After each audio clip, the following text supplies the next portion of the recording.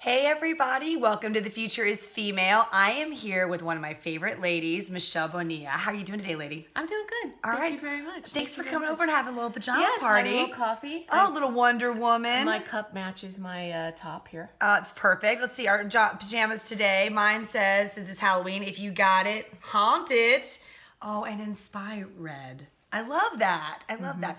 So Michelle, I just want to ask you a little couple questions about like your friends. Good friends, I would say, and we're ladies trying to girl, slog along in Hollywood. Yeah.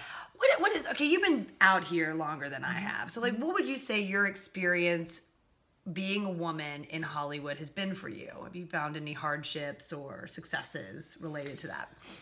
Well, you know, my personal experience, I haven't had too many hardships of being a woman, and you know, I mean, I do see the discrepancy of more roles going to men than women, but in the same breath, if you have very clever agents and very open-minded casting directors, it's not I mean, it's hard. I mean, we would actually sort of be that dark horse to be able to change the minds of the writers and the producers in there. But my experience has actually been, you know, I think it's, I don't know, the word diversity comes to mind, and I haven't actually experienced too much of that right now. I do believe that there might be some ageism.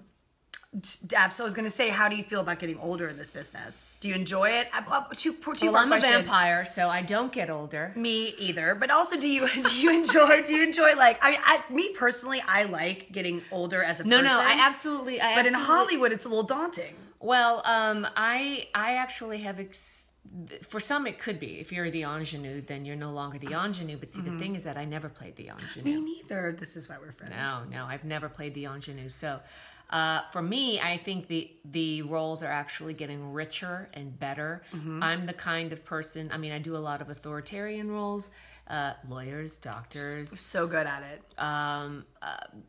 Sheriffs, police people. And I don't people mind. Love the law. But you know, for me, I have another girlfriend of mine who's also an actress who she looks like a goddess. She's beautiful, and you know, I said, oh, I'm going out for this role, which it would inevitably be a lawyer or a doctor, something with tons of dialogue, and she's like, ugh. I hate those roles. And that's like your sweet spot. Well, for me, I love them because I absolutely adore them, because even though they're very wordy, very expository, I actually find it a wonderful challenge because even though they're expository and they serve all those words serve the script and moving the story along, it doesn't mean that as the actor you still don't have a point of view, you still don't have intention, you still don't have a life. I mean, I actually enjoy finding those nuances within that. So, you know, kind of like a challenge. Oh, I love that. Also, I'm kind of secretly hoping, since, you know, I often play like the outlaw drug addict, that maybe we'll get cast in something where you arrest me. Oh, wouldn't that be great? That would be good. That would be good. And I give you all kinds of shit about it, and yeah. Or you probably would know more information that I need from you, and and you could like interrogate me. I would like to say I lovingly sort of get it out of you, because you haven't been loved all your life. Never. And so therefore you went to drugs, but here I am, you know, this sort of, I don't know, motherish, sisterish type of figure. Maybe fills the hole in my heart. Yes, and you entrust me to give you a little bit of that information. Oh, I love, this is like... See, look, we already have it. Done. Anybody? Any takers? Anyone? Okay, so you are, so also you're female, we're female, you're minority, you're like a huge presence in the LGBTQ. I'm the majority minority. The majority minority. I love that. And then also you're like, you have a huge presence in the LGBT. My sisters, community. LGBTQ. Tell me about that, and then how do you feel like that is represented in TV and film well now? I think there are more of those roles coming out that are. You know, in fact, I just auditioned for something yesterday that was originally written for a man. Yes, I love that. Yeah, originally written for a man. It was changed to a woman, and they kept the dialogue in there that referenced a wife. Oh, that's so great. I love that. It takes those awesome writers and producers, those people who go, well, yeah, that represents the world, you know, and, you know, I think that that's starting to happen. You know, in the new Star Trek coming out, you have Wilson Cruz, and I forgot the other brilliant actor's name who also plays his partner, and they're a same-sex couple on, you know, the ship. That's exactly, it represents the world, and it's so funny that that's the future world. But I love that. Well, I think Orange is the New Black is good about that. Is about representing. Yeah, I mean, you just have to reflect society. It's very rare that that doesn't happen, you know. And if it does, you know, it's very like it. I don't know.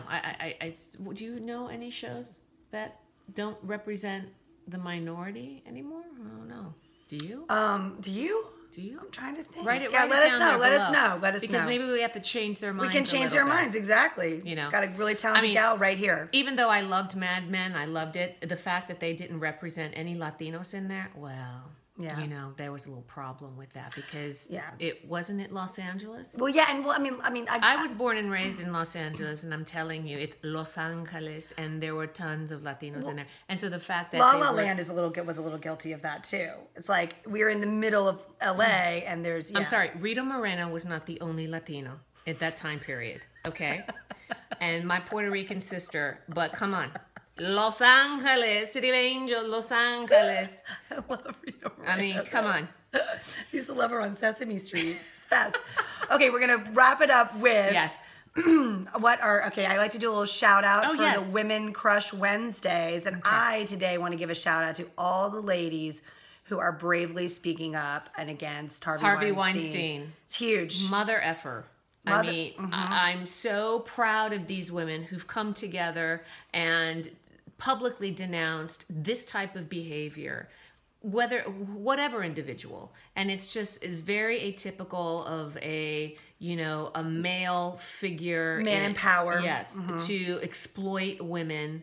Obviously it's any women because these are stars that are coming out. But I actually would also like to encourage the men out there who absolutely have had this happen to them, because it's the same thing. It's not, and it's not just about women being exploited. It's about people being exploited. Exactly. And that people need to feel safe to come forward. And that's the thing I think is most terrifying so I think congrats on being so brave, all the ladies. Absolutely, ladies. Well, thank you, Michelle, for coming out. You're the best. We're a little political on today's show, but I love it. I love it. C'est la vie, baby. Yeah, c'est la vie. And I'm Megan Hayes, and this is The Future is Female.